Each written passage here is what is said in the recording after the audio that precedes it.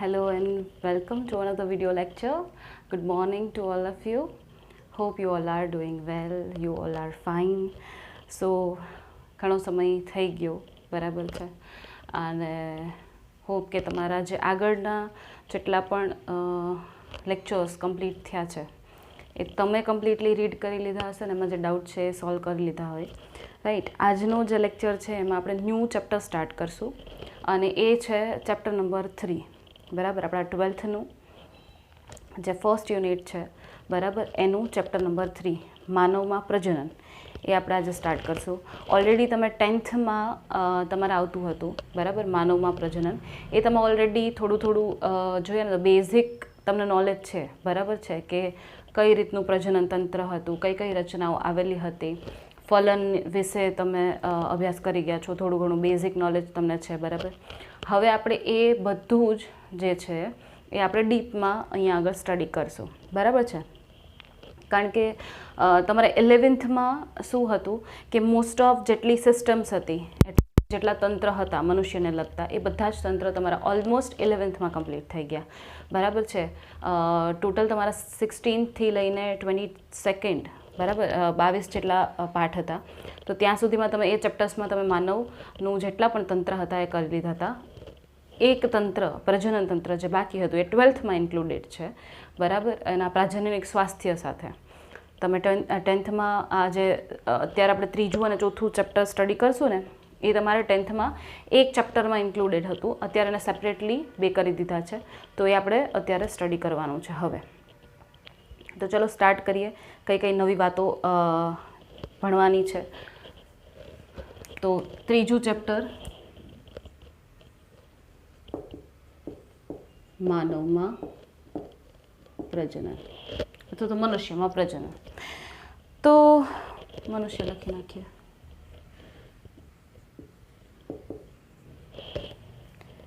તો મનુષ્યમાં પ્રજનન બરાબર છે. હવે મનુષ્યમાં પ્રજનન માટે પહેલાં તો આ ઘટના જે છે એક પ્રકારની જીવંત પ્રક્રિયાઓ બરાબર છે. અથવા તો તમે 10થમાં એક ચેપ્ટર ભણ્યા હતા જેમાં હતી જીવંત પ્રક્રિયાઓની બધી લિસ્ટ હતી બરાબર. તો એમાંની એક પ્રક્રિયા છે એ પ્રજનન છે.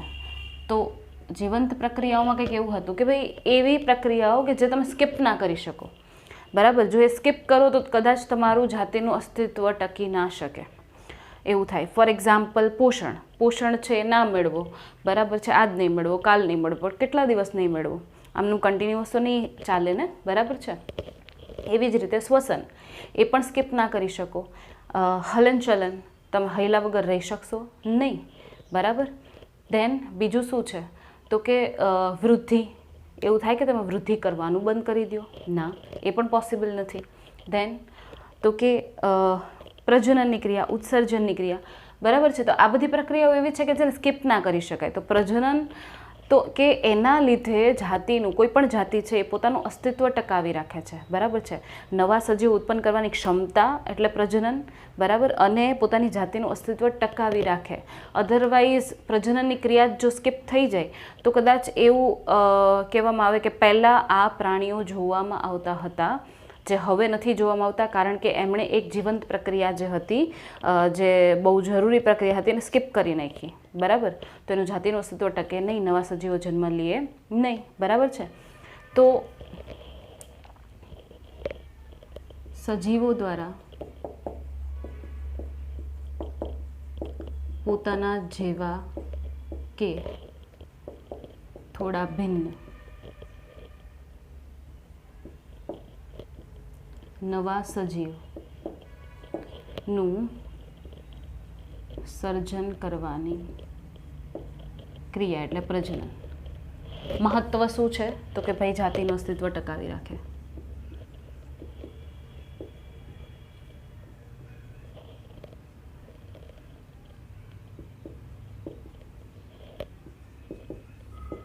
જાતિનું અસ્તિત્વ ટકાવી રાખે છે બરાબર. પ્રજનનની ક્રિયા દ્વારા જે જનીન દ્રવ્ય હોય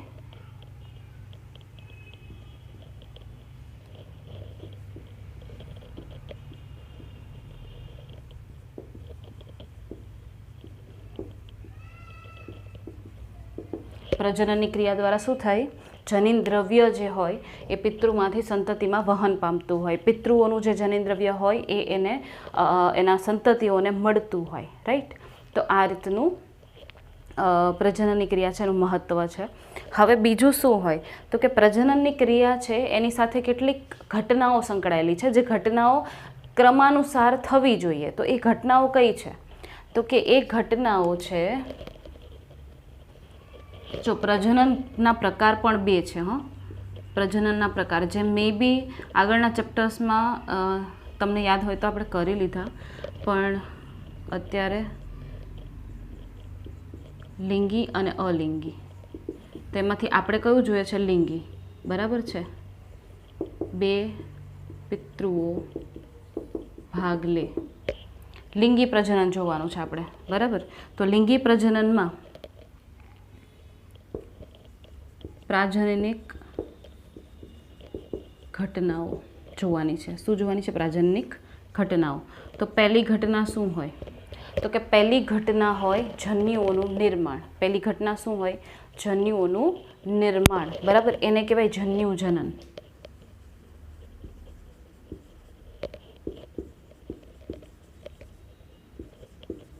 ગેમેટોજેનેસિસ.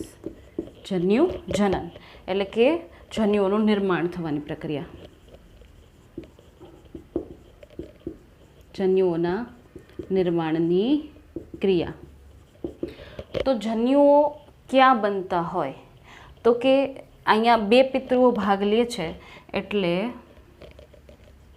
જો નર હોય તો એમાં જન્યુઓ ક્યાં નિર્માણ પામે? તો કે શુક્રપિંડમાં. જન્યુનું નામ શું હોય? તો કે જન્યુનું નામ હોય શુક્રકોષ. બરાબર છે? એટલે કે નર જન્યુ. બરાબર? તો માદામાં ક્યાં નિર્માણ પામતા હોય? તો કે માદા હોય એના શરીરમાં અંડપિંડ નામની રચના હોય. આ અંડપિંડમાં આ અંડપિંડમાં શું બનતા હોય? અંડકોષ બનતા હોય, જેને કહેવાય માદા જન્યુ. બરાબર? એટલે કે સ્પર્મેટોઝોઆ એન્ડ ઓવમ. ઓકે, તો પહેલી ઘટના કઈ થઈ ગઈ? જન્યુ જનન એટલે કે જન્યુનું નિર્માણ. નર હોય તો એમાં નરજન્યુ, માદા હોય તો માદાજન્યુ. ક્યાં બને છે સ્થાન?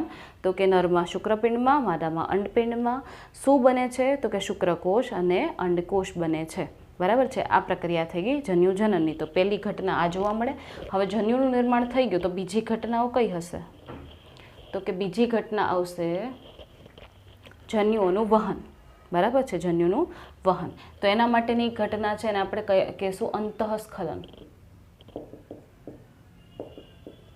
અથવા તો ઇન્સેમિનેશન.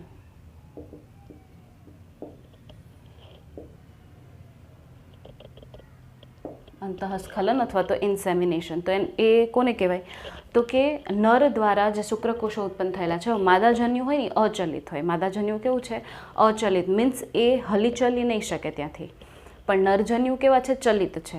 તો શું કરવામાં આવે કે નર દ્વારા જે એના નરજન્યુઓ છે એને માદાના જનન માર્ગમાં, માદાનો જે જનન માર્ગ છે એમાં શું કરવામાં આવે? ટ્રાન્સફર કરવામાં આવે, એમાં મુક્ત કરવામાં આવે, જેથી કરીને શુક્રકોષો છે એ માદા પ્રજનન તંત્રમાં દાખલ થાય અને ત્યાંથી એ માદા પ્રજનન તંત્રની અંદર જે અંડકોષ હોય ત્યાં આગળ પહોંચી જાય. બરાબર છે? અને પછી આગળની ફર્ધર જે પ્રક્રિયાઓ કરવાની હોય એ શરૂ કરે. તો કોને કહેવાય અંતઃસ્ખલન? તો કે નર દ્વારા નરજન્યુઓનું માદા પ્રજનન માર્ગમાં મુક્ત કરવું. નર દ્વારા જે નરજન્યુઓ હોય એને ક્યાં ટ્રાન્સફર કરવામાં આવે છે?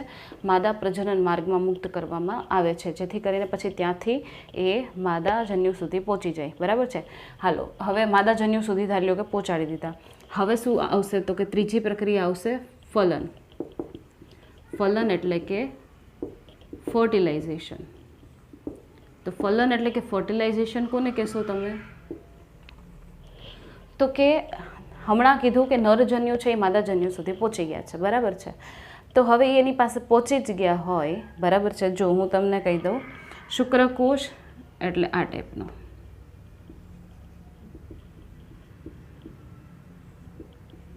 આ શુક્રકોષ, આ ધાર્યું કે આ અંડકોષ છે, બરાબર છે. હવે નર જે જન્યુ છે એ માદા જન્યુ સુધી પહોંચે છે, તો એ કંઈક આ રીતે પહોંચતા હોય.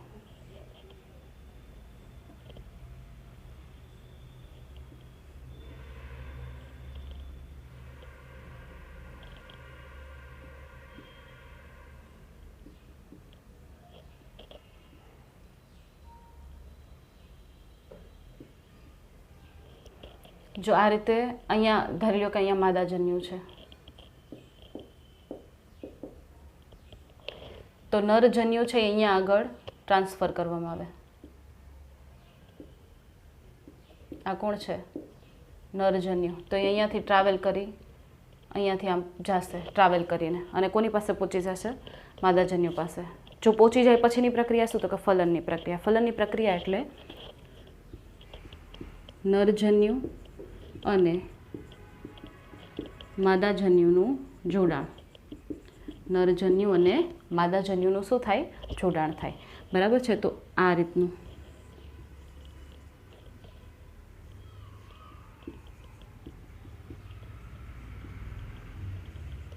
નરજન્યુ અને માદાજન્યુનું શું થઈ ગયું? જોડાણ. એટલે કે કોષ કેન્દ્રનું યુગ્મન થવું. કોષ કેન્દ્રનું શું થાય? આ જો બંનેના કોષ કેન્દ્ર છે ને, એ કોષ કેન્દ્ર શું થઈ જવા જોઈએ? એકબીજામાં જોડાઈ જવા જોઈએ. કોષ કેન્દ્ર જોડાઈ ગયા એનો મતલબ કે શું થઈ ગયું? ફલન થઈ ગયું. તો નરજન્યુ અને માદાજન્યુનું જોડાણ, તો બેઝિકલી એ બેના કઈ રચનાનું જોડાણ? તો કે એના બેના કોષ કેન્દ્રનું જોડાણ, એને કહેવાય ફલનની પ્રક્રિયા, બરાબર છે. ફલન પછી શું થાય?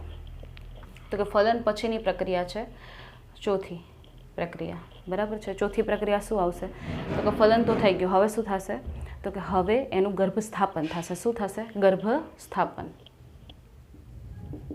એટલે કે ઇમ્પ્લાન્ટેશન.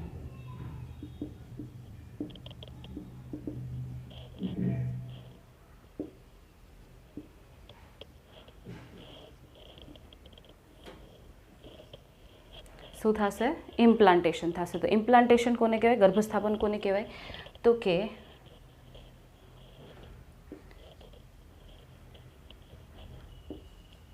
જન્યુઓના જોડાણથી રચાયેલ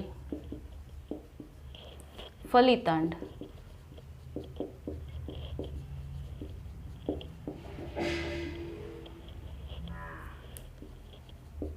વિભાજન પામી ગર્ભકોષ્ઠ કોથળી નું નિર્માણ કરે, જે ગર્ભાશયની દિવાલ સાથે જોડાય અથવા તો સ્થાપિત થાય, બરાબર. તો કંઈક આ રીતે લાગશે. આ ગર્ભાશય,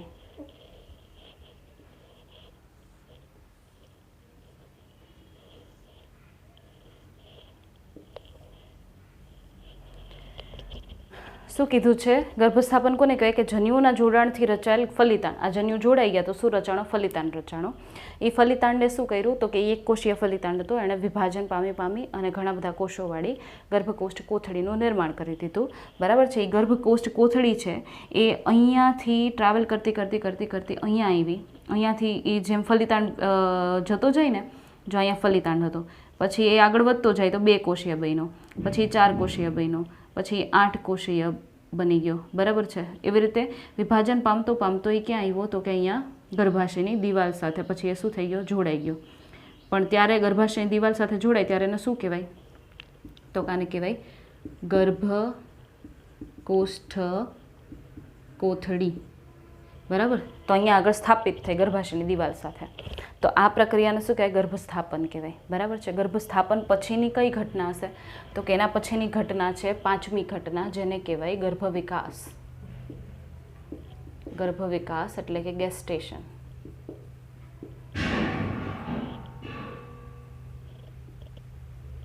ગર્ભ વિકાસ એટલે કે ગેસ્ટેશન. તો આ જે ગર્ભકોષ્ઠ કોથળી છે, બરાબર છે, એનો વિકાસ થઈ અને એમાંથી શું થશે? ભ્રૂણ છે એ બનશે. બરાબર, ગર્ભ છે એમાંથી શું વિકસિત થઈને ભ્રૂણ બને, ને ભ્રૂણમાંથી પછી વિકસિત થઈ અને શું બને? બાળ સજીવ બની જાય. ભ્રૂણનો વિકાસ થઈ અને બાળ સજીવ, બરાબર, મનુષ્ય છે તો મનુષ્યનો બાળ સજીવ બને. એ રીતે બાળ સજીવ બનવાની જે પ્રક્રિયા છે એને શું કહેવાય? ગર્ભ વિકાસ. બરાબર છે. પછી શું થાય? 6th નંબર, એના પછીની ઘટના. તો કે એના પછીની ઘટના છે પ્રસૂતિ, એટલે કે પાસ્ચ્યુરેશન.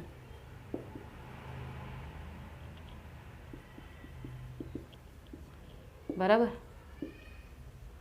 તો પ્રસૂતિ એટલે તો કે કમ્પ્લીટલી ભ્રૂણ છે એ બાળ સજીવમાં નિર્મિત થઈ ગયો છે. બરાબર છે. બાળ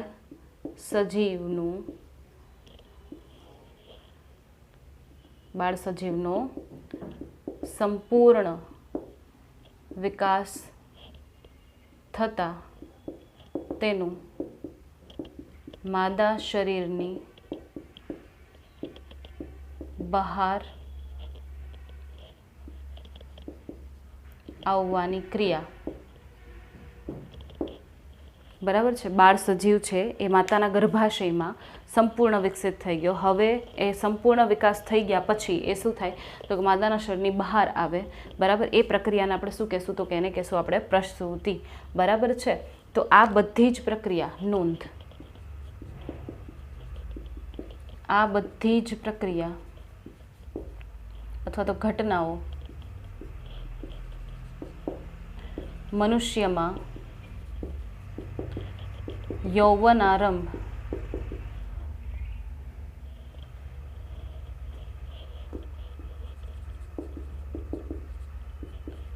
બાદ જોવા મળે. ક્યારે જોવા મળે? તો કે યૌવનારંભ થાય એના પછી. બરાબર છે. યૌવનારંભ થઈ જાય એના પછી આ બધી જ ઘટનાઓ છે એ મનુષ્યમાં જોવા મળે. બરાબર છે. તો હોપ કે આ તમને સમજાઈ ગયું હશે. બરાબર છે. પાછું એકવાર રિપીટ કરી દઉં છું તમે કઈ કઈ ઘટનાઓ છે. જન્યુજનન એટલે કે જન્યુઓનું નિર્માણ થાય. પછી અંતઃસ્ખલન જેના દ્વારા નરજન્યુ માદાજન્યુ સુધી પહોંચે. ફલન એટલે કે જ્યારે નરજન્યુ માદાજન્યુનું જોડાણ થઈને ફલિતાંડ રચાય. ગર્ભસ્થાપન એટલે ફલિતાંડ છે એ વિકસિત થઈને ગર્ભકોષ્ઠ કોથળી બને અને એનું ગર્ભાશયની દિવાલ સાથેનું જોડાણ થાય. પછી શું થાય? તો ગર્ભ વિકાસ એટલે કે આ ગર્ભકોષ્ઠ કોથળી છે એ હવે વિકસિત થઈ અને એમાંથી નવો બાળ સજીવ બની જશે. બરાબર. પ્રસૂતિ એટલે કે બાળ સજીવનો વિકાસ થઈ જાય એ પછી એ માદાના શરીરની બહાર આવે. એ ક્રિયાને પ્રસૂતિ કહેવાય. અને આ બધી જ ઘટનાઓ છે એ ક્યારે જોવા મળે? તો કે યૌવન આરંભ પછી નર હોય કે માદા હોય, પણ યૌવન આરંભ પછી જ આ બધી ઘટનાઓ, એટલે કે માદામાં જ આ બધી ઘટનાઓ જોવા મળે. પણ જન્યુજનન છે એ તો નરમાં પણ જોવા મળે ને, અંતઃસ્ખલન છે એ નરમાં પણ જોવા મળે. એટલે આ ઘટનાઓ છે એ નર અને માદાઓમાં જે પણ એને લાગુ પડતી હોય એ ઘટનાઓ યૌવન આરંભ પછી છે એ સ્ટાર્ટ થશે. બરાબર છે. તો હવે આનો સ્ક્રીનશોટ લઈ લો, એના પછી આપણે આગળ જોઈએ.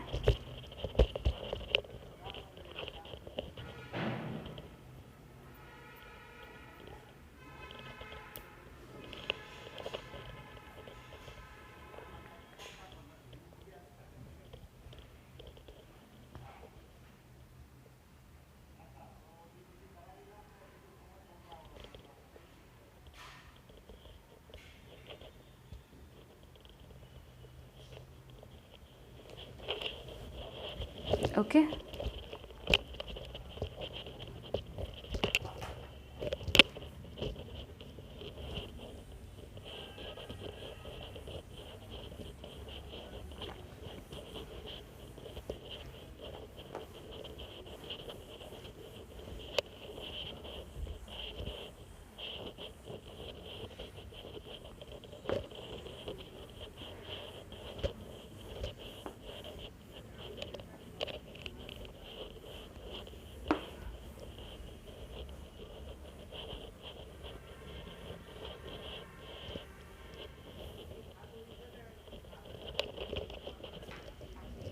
ઓકે. એના પછી હવે આવશે કે ભાઈ જે નરમાં એક તો ડિફરન્સ શું છે કે માદામાં જે જન્યુજનન છે બરાબર છે એ યૌવનારંભ પછી સ્ટાર્ટ થાય અને એ 50 વર્ષની ઉંમર પછી એ સ્ટોપ થઈ જાય બરાબર છે.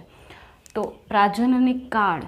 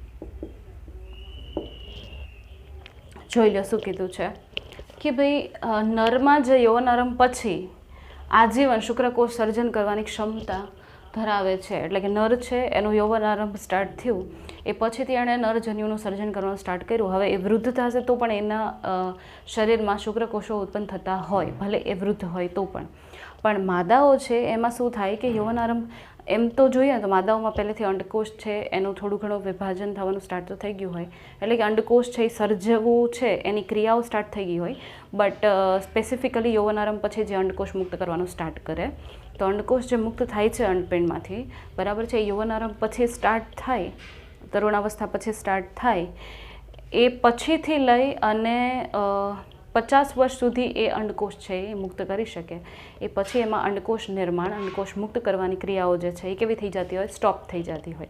એટલે આપણે જો પ્રાજનનિક કાળની કેલ્ક્યુલેશન કરવી હોય તો તમે કહી શકો કે ભાઈ નરની અંદર એ આજીવન ઘટના છે, પણ માદાની અંદર એ આજીવન ઘટના નથી. માદાની અંદર એ 50 વર્ષ પછી તમને એનો પ્રજનનિક કાળ ના જોવા મળે બરાબર છે. માદા છે એનો પ્રજનનિક કાળ છે 50 વર્ષની ઉંમરે કેવું થઈ જાય, કમ્પ્લીટ. હવે આપણે શું જોશું, હવે આપણે જોશું નર પ્રજનન તંત્ર. પહેલાં તો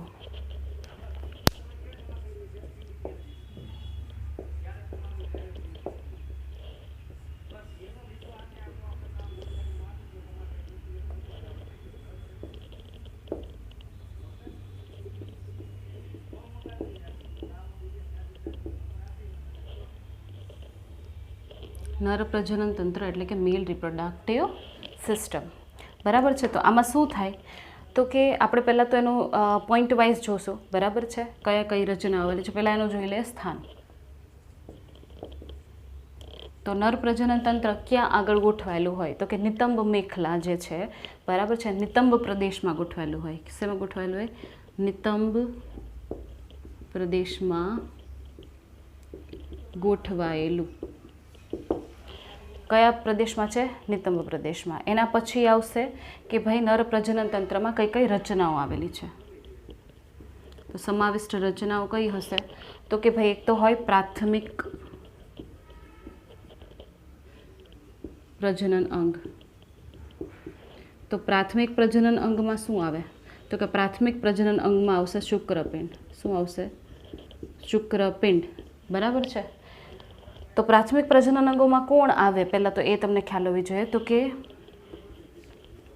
જે જન્યુ ઉત્પન્ન કરવાની ક્ષમતા ધરાવે. જે અંગો જન્યુ ઉત્પન્ન કરવાની ક્ષમતા ધરાવતા હોય એને કયા અંગો કહેવાય? પ્રાથમિક પ્રજનન અંગ. બરાબર છે. તો શું આવશે આમાં? નરમાં શું છે? શુક્રપિંડ, કારણ કે એના દ્વારા શું ઉત્પન્ન થાય છે? શુક્ર કોષોનું નિર્માણ કરે છે. બરાબર છે. પછી પ્રાથમિક પ્રજનન અંગ પછી દ્વિતીય પ્રજનન અંગ. તો નરમાં દ્વિતીય પ્રજનન અંગ કયા હશે? તો કે એક તો એની ગ્રંથિઓ, પછી નલિકાઓ અને બાહ્ય જનનેન્દ્રિય. જનનેન્દ્રિય.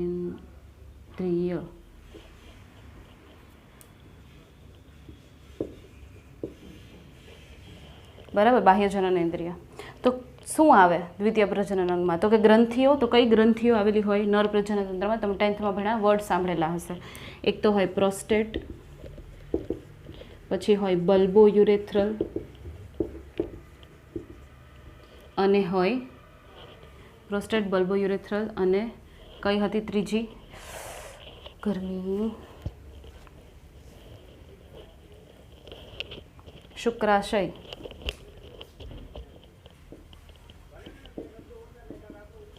બરાબર છે. પ્રોસ્ટેટ, બલ્બો યુરેથ્રલ અને શુક્રાશય. પછી શું છે? તો કે નલિકાઓ. તો નલિકાઓમાં કઈ કઈ નલિકાઓ હોય? તો કે એક તો હોય અધિવૃષ્ણ નલિકા,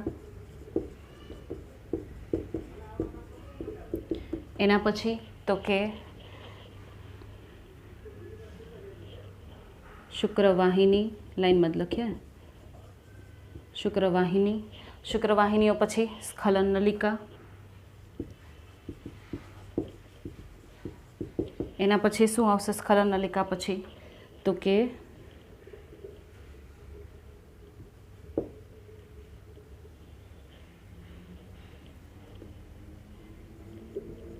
નરજનન માર્ગ.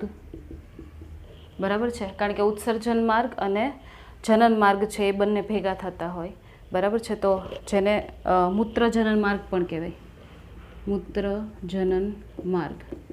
બરાબર. પછી બાહ્ય જનનેન્દ્રિય તરીકે શું છે એની પાસે? તો કે શીશ્ન. બરાબર. તો આવી બધી રચનાઓ આવેલી હોય. ઓકે, આ બધી રચનાઓ આવેલી હોય. તો એ બધી રચનાઓ એક કામ કરીએ, પહેલાં ડ્રો કરીને તમને હું ફિગરમાં બતાવી દઉં, સો દેટ તમને ખબર પડે. પછી એના વિશેની ચર્ચાઓ કરશું બધાય. બરાબર. અહીંયા આગળ ડ્રો કરીએ એટલે આપણને લખાણમાં નડે નહીં.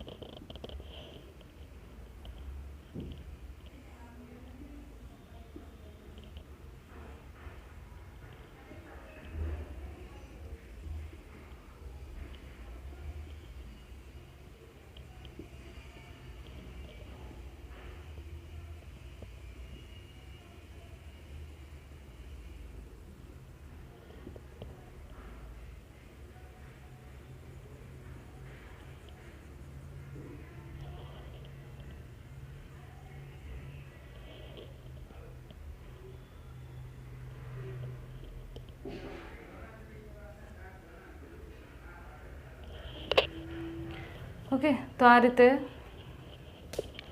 રચનાઓ જોવા મળશે.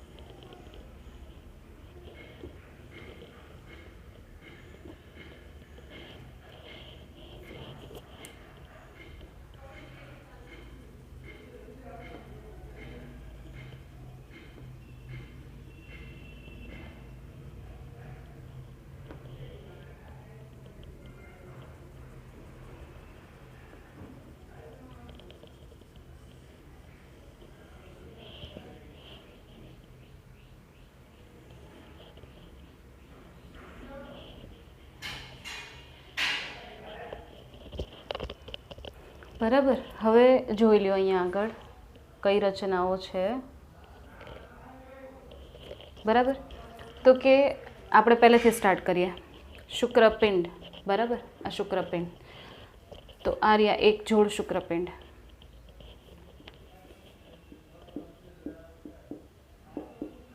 એના પછી શુક્રપિંડ પછી શું છે તો કે અધિવૃષ્ણ નલિકા. બરાબર, તો આ જે ગૂંચળામાં દેખાય છે આ છે અધિવૃષ્ણ નલિકા. અધિવૃષ્ણ નલિકા પછી આવશે શુક્રવાહિની. તો આ થઈ ગઈ શુક્રવાહિની. શુક્રવાહિની પછીની રચના છે સ્ખલન નલિકા. તો આ જે નલિકા છે એને આપણે કહીશું સ્ખલન નલિકા. બરાબર, એના પછી સ્ખલન નલિકા પછી આવશે નર જનન માર્ગ એટલે કે મૂત્ર જનન માર્ગ. તો આ થઈ ગયો મૂત્ર જનન માર્ગ. બાહ્ય જનન ઇન્દ્રિય તરીકે શીર્ષ્ણ. તો આ થઈ ગયું શીર્ષ્ણ. બરાબર, આ શીર્ષ્ણ. એના પછી આ જેનો છે બરાબર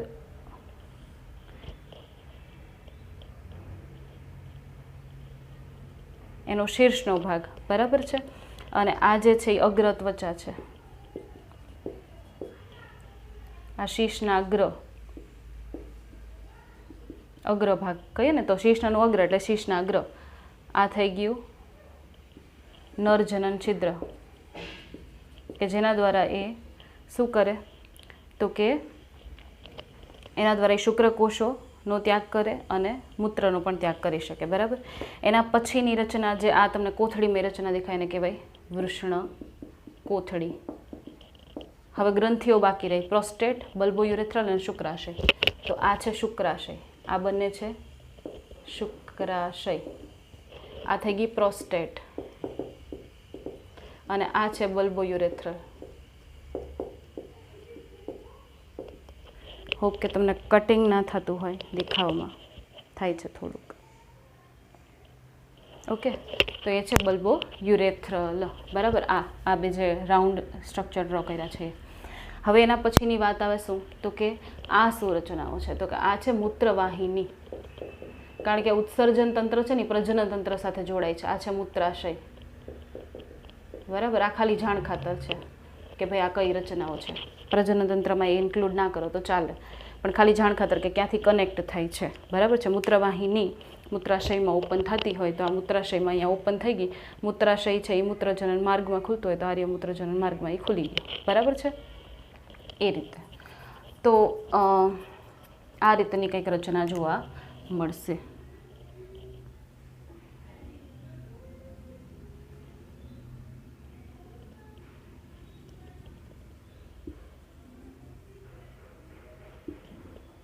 થઈ ગયું. તો આ થઈ ગઈ નર પ્રજનન તંત્રની આકૃતિ. બરાબર છે, હવે આપણે એક એક પાર્ટ વિશે ડિટેલમાં સ્ટડી કરવાનું છે. બરાબર છે, તો પહેલાં આવશે એમાં શું શુક્રપિંડ. પહેલાં આવશે એમાં શુક્રપિંડ. બરાબર છે, તો પહેલાં એક કામ કરો, આટલાનો સ્ક્રીનશોટ લઈ લો, કારણ કે શુક્રપિંડ છે એ થોડુંક ડિટેલમાં જોવાનું છે એટલા માટે.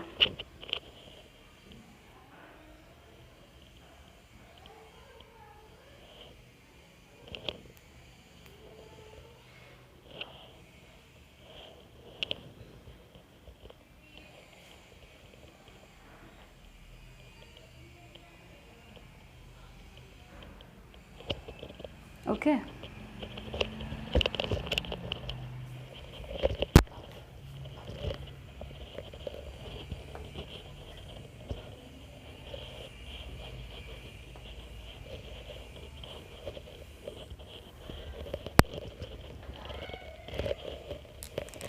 તો નર પ્રજનન તંત્ર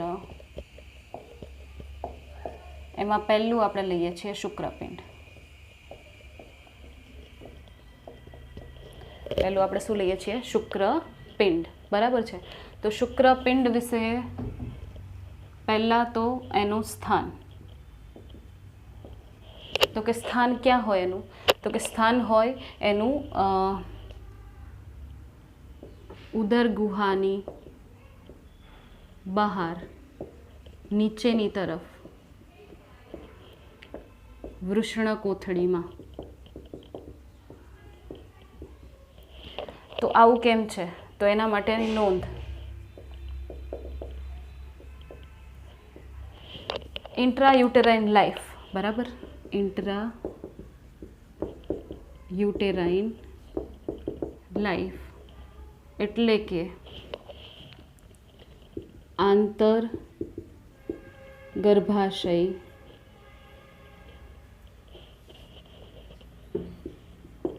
કાળ સમયે જનનપિંડ એટલે કે શુક્રપિંડ કે અંડપિંડ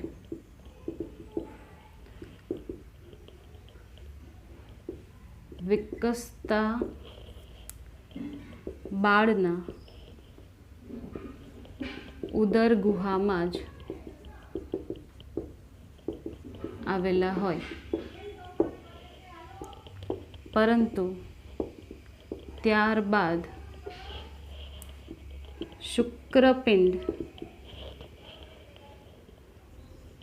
ઉદર ગુહાની બહાર ઉતરી આવે જ્યારે અંડપિંડ ઉદર ગુહામાં જ સ્થાન પામે. જો શું કીધું છે ધ્યાનથી સાંભળજો. ઇન્ટ્રાયુટેરાઇન લાઈફ સમયે એટલે કે આંતરગર્ભાશય કાળ સમયે કોનું? ધારી લ્યો કે કોઈ એક બાળક છે જે એના માતાના ગર્ભાશયમાં હજી વિકસિત થાય છે. બરાબર છે. એ બાળક હવે જ્યારે એ બાળક માતાના ગર્ભાશયમાં વિકસિત થાય છે, ધારી લ્યો કે એ માદા બાળક છે, તો એ માદા બાળકમાં પણ અંડપિંડ તો સર્જાઈ જ ગયા છે ને, ભલે ની બાળક હોય પણ અંડપિંડ તો સર્જાઈ ગયા. હવે એ અંડપિંડ છે એ ક્યાં છે? એની ઉદર ગુહામાં. બરાબર છે. તો એ ઉદર ગુહામાં જ કન્ટિન્યુઅસ રહે, એનો વિકાસ થઈ જાય પછી પણ એ ઉદર ગુહામાં જ રહેશે. પણ નર બાળક હોય તો એમાં શું થાય? જ્યારે એ પોતાના માતાના ગર્ભાશયમાં છે, બરાબર છે, હજુ એનો જન્મ નથી થયો, એ નર બાળક ક્યાં છે? હજી માતાના ગર્ભાશયમાં છે. તો એ ટાઈમે હજી જ્યારે ગર્ભાશયમાં પોતાનો વિકાસ કરે છે એ નર બાળક, ત્યારે એના શરીરમાં જ શુક્રપિંડ સર્જાય નહીં. શુક્રપિંડ ક્યાં હોય? તો કે એના ઉદર ગુહામાં હોય. બરાબર છે. પણ જેવું એ નર બાળક છે એનો વિકાસ પૂરો થઈ જાય, બરાબર, હવે એની પ્રસૂતિ થવાની છે, તો પછી શું થાય? તો કે એની જે શુક્રપિંડ હોય ને, એ વિકસિત શુક્રપિંડ, એ શું થાય? તો કે એ શુક્રપિંડ ઉદર ગુહામાંથી ક્યાં આવી જાય? બહાર. તો ઉદર ગુહામાં બહાર એટલે ઉદર ગુહાની નીચે, શરીરની બહાર. ઉદર ગુહાની બહાર, શરીરની બહાર. પણ ક્યાં? તો કે ઉદર ગુહામાં નીચેની બાજુ આ વૃષણ કોથળીમાં આવી જાય. બરાબર છે. જો એમ ન થાય તો, જો શુક્રપિંડ ઉદર ગુહામાં જ રહે તો તેને ક્રિપ્ટોર્ચિડિઝમ. શું કહેવાય એને? ક્રિપ્ટોર્ચિડિઝમ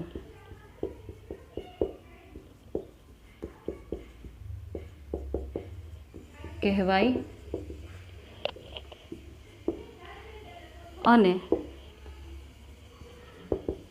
આ પ્રકારના શુક્રપિંડ વિકસિત ન થાય,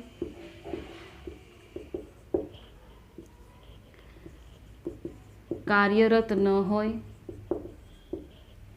તેમજ અનિયમિતતાઓ ઊભી કરે.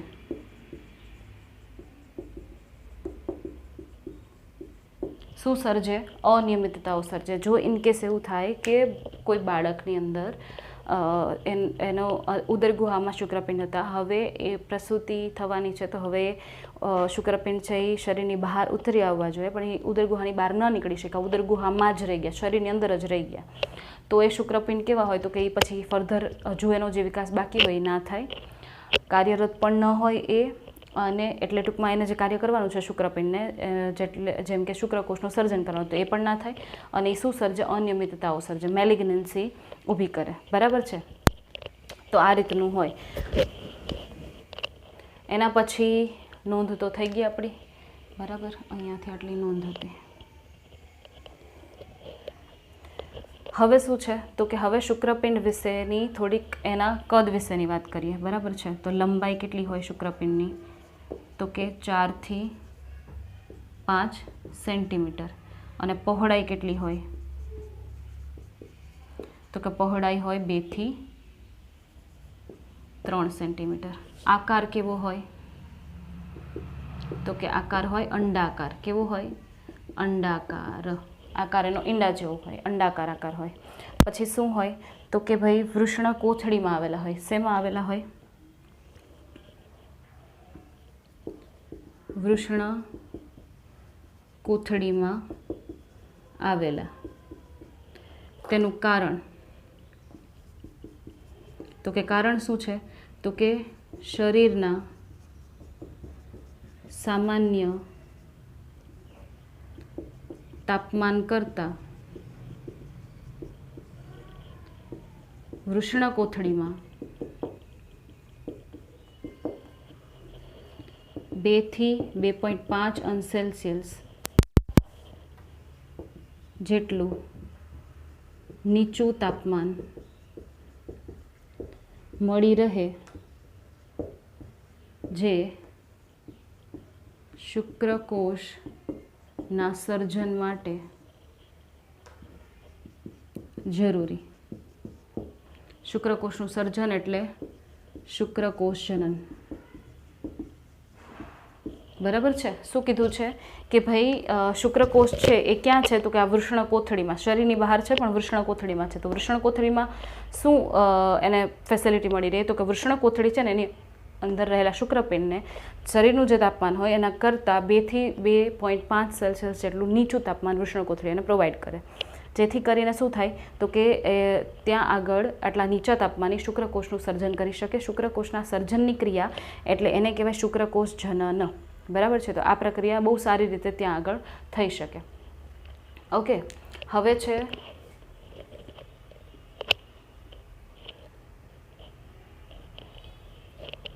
વૃષણ કોથળીની અંદરની દિવાલ. દિવાલ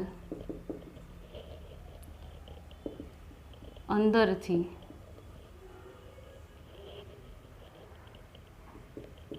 ડાર્ટસ સ્નાયુ અને સ્પર્મેટિક ફેસિયા થી આવૃત, જેમાં ડાર્ટસ સ્નાયુ તાપમાનની જાળવણી કરવામાં મદદરૂપ.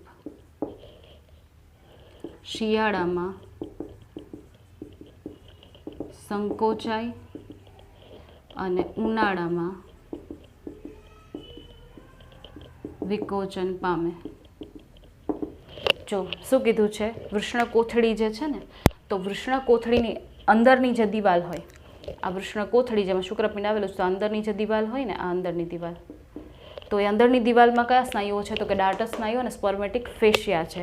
બરાબર છે? આ પ્રકારની પેશીઓ આવેલી છે, સ્નાયુ આવેલા છે, જે શું કરશે તો કે શુક્રપિંડ જે છે, બરાબર, એમાંથી ડાર્ટસ સ્નાયુ છે, શુક્રપિંડને શું કરશે તો કે યોગ્ય તાપમાન મળી રહે એની જાળવણી કરશે. કેવી રીતે તો કે આ ડાર્ટસ સ્નાયુ છે એની પાસે કેપેબિલિટી છે કે એ ભાઈ સંકોચાઈ શકે, એ વિકોચન કરી શકે. તો શિયાળાની સિઝન હશે ત્યારે શું થશે? સંકોચાઈ જશે. આપણે ના હોય સિમ્પલ આપણું જ લઈ લો ને એક્ઝામ્પલ કે ભાઈ આપણે બહુ ઠંડી લાગતી હોય તો આપણે તૂટી મોટી વળીને પડ્યા રહીએ, તો સેમ એ સંકોચાઈ જાય એટલે શું થાય, ગરમી મળી રહે. અને ઉનાળામાં શું થઈ જાય, ઉનાળામાં કોઈક આપણને અડે ને, આપણી આમ નજીક આમ ભરાઈને બેસે ને તોય આપણને ના ગમે કે ભાઈ આ ઘરે ને ગરમી થાય છે, આ ઘેરે ને ગરમી થાય છે. તો ઉનાળામાં શું પામે, વિકોચન, રિલેક્સ થઈ જાય, બરાબર, જેથી કરીને વધારે ત્યાં આગળ તાપમાન ના વધે, બરાબર છે. તો યોગ્ય તાપમાનની જાળવણી કરે સંકોચન અને વિકોચન કરીને. ઓકે, તો અગેન આટલો સ્ક્રીનશોટ લઈ લો, બરાબર છે.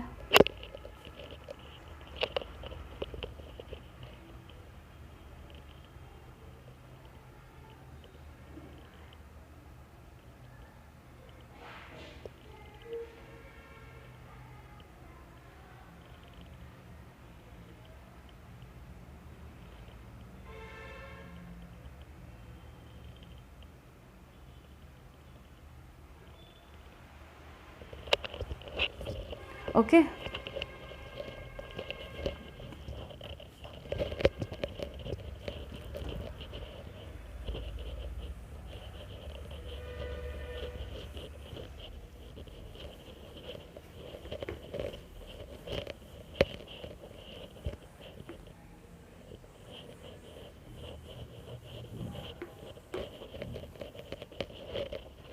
ઓકે, એના પછી શું છે તો કે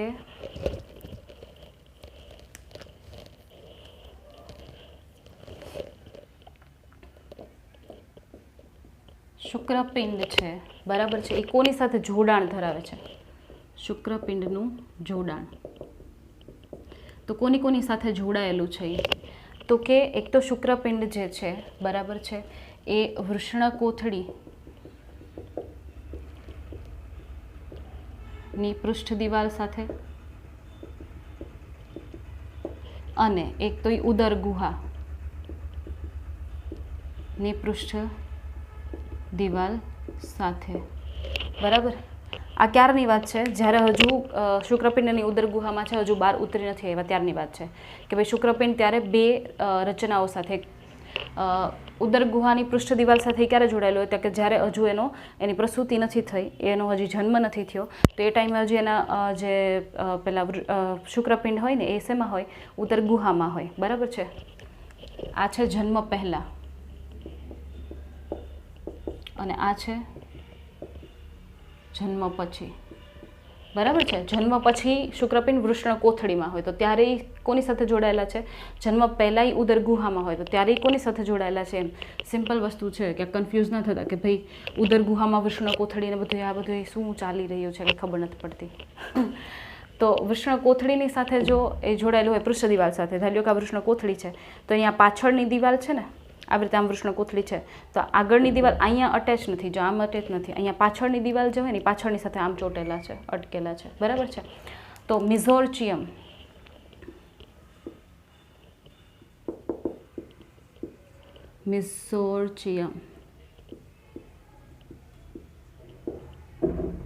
મિઝોરચિયમ દ્વારા શું છે, જોડાયેલા, બરાબર છે.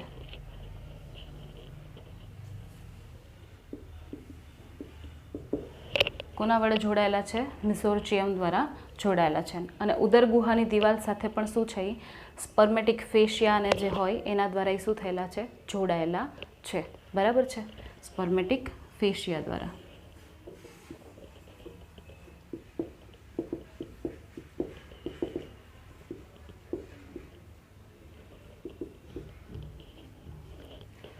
એક કામ કરીએ, જન્મ પછીનું છે ને પછી જ રાખીએ, એ એકી સાથે હું તમને લખાવીશ એનું જોડાણ ને કવરિંગને, એટલે તમને કન્ફ્યુઝન ના થાય.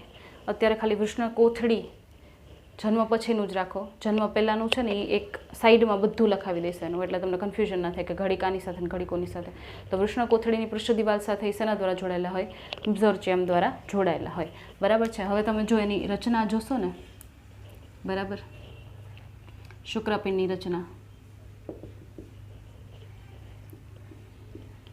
તો શુક્રપિંડની રચનામાં શુક્રપિંડ છે એ 3 આવરણોથી ઘેરાયેલું. શેનાથી ઘેરાયેલું છે, 3 આવરણોથી. તો પહેલું આવરણ કયું છે, વાવ કરીને યાદ રાખવાનું, બરાબર છે, ટ્યુનિકા વેજિનાલિસ. પછી છે સેકન્ડ ટ્યુનિકા આલ્બુજિનિયા. અને થર્ડ છે ટ્યુનિકા વાસ્ક્યુલોસા. બરાબર, ટ્યુનિકા વેજિનાલિસ, ટ્યુનિકા અલ્બુજિનિયા અને ટ્યુનિકા વાસ્ક્યુલોસા, આ 3 લેયર છે, એનાથી શુક્રપિંડ છે એ રક્ષાયેલું છે. તો જો આવી રીતે વેજિનાલિસ હોય ને એ માત્ર વક્ષ દિવાલ તરફ હાજર. ટ્યુનિકા અલ્બુજિનિયા છે એ સમગ્ર શુક્રપિંડને ઘેરે અને અથવા તો આવરે અને પૃષ્ઠ બાજુએ જાડું. અને વાસ્ક્યુલોસા છે એ શુક્રપિંડ ખંડિકાઓ ને આવરે. બરાબર છે. ત્રણેય ક્યાં હાજર છે, કેવી રીતે હાજર છે, મેં લખી દીધા. જો આવી રીતે આપણે શુક્રપિંડ ડ્રો કરીએ,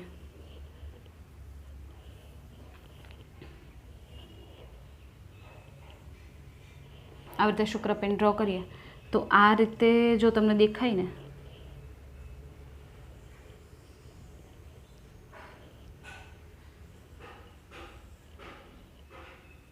જો આ રીતે તમને કંઈક રચના દેખાય ને અડધી ઘેરાયેલી, તો આ શુક્રપિંડ છે. તો આ શું થાય તો કે આ ટ્યુનિકા વેજિનાલિસ છે, ટ્યુનિકા વેજિનાલિસ. બરાબર. પછી આ જે રચના છે,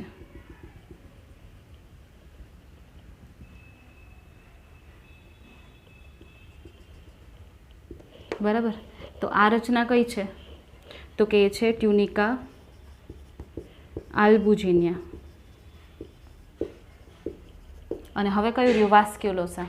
તો વાસ્ક્યુલોસા અંદર છે, જો અહીંયા આવી રીતે સૌથી અંદરનું આ વાસ્ક્યુલોસા.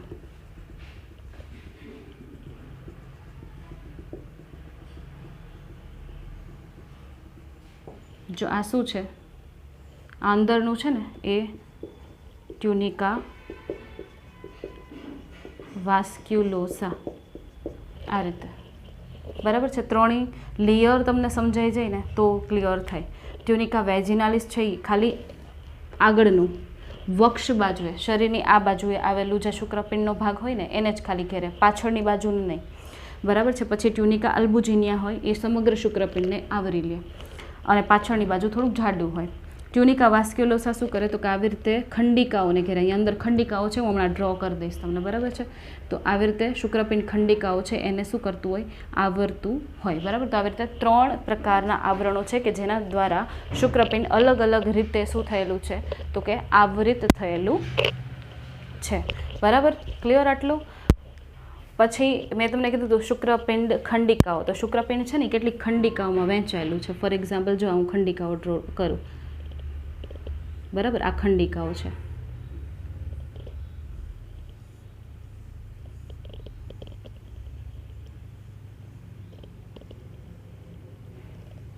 જો આવી. તો આ શું છે, શુક્રપિંડ ખંડિકા. તો ટોટલ કેટલી હોય, 250 જેટલી હોય, અરાઉન્ડ કેટલી હોય, 250 જેટલી. બરાબર. ખંડિકાઓ કેટલી આવેલી હોય, 250 જેટલી ખંડિકાઓ આવેલી હોય અરાઉન્ડ, શુક્રપિંડ ખંડિકાઓ. અને એની અંદર શું આવેલું હોય, શુક્રોત્પાદક નલિકાઓ આવેલી હોય. શું આવેલી હોય, શુક્રોત્પાદક નલિકાઓ આવેલી હોય.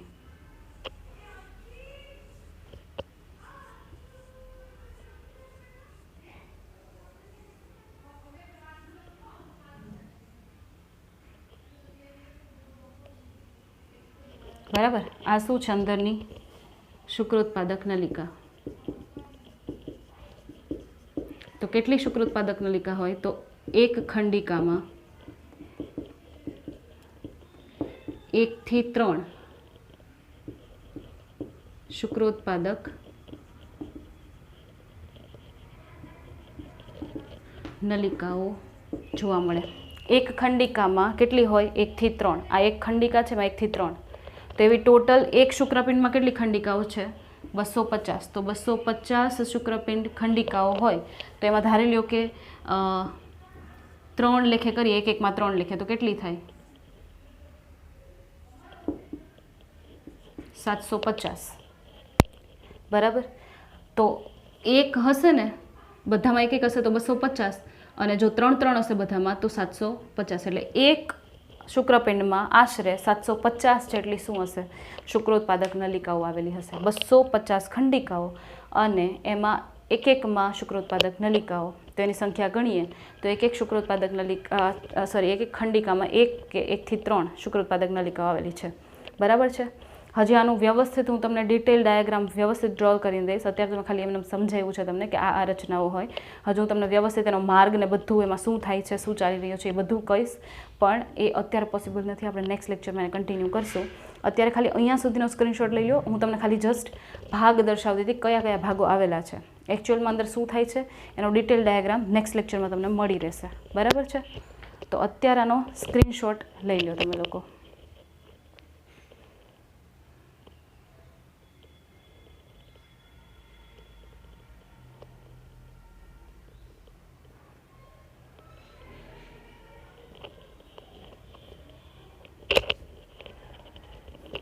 ઓકે, સો નેક્સ્ટ લેક્ચરમાં મળશું ત્યારે શુક્રપિંડ છે એની રચનાથી કન્ટિન્યુ કરશું. હજી શુક્રપિંડ છે એ કમ્પ્લીટ નથી થયું આપણે. બરાબર છે. તો ત્યાંથી આપણે લોકો કન્ટિન્યુ કરશું.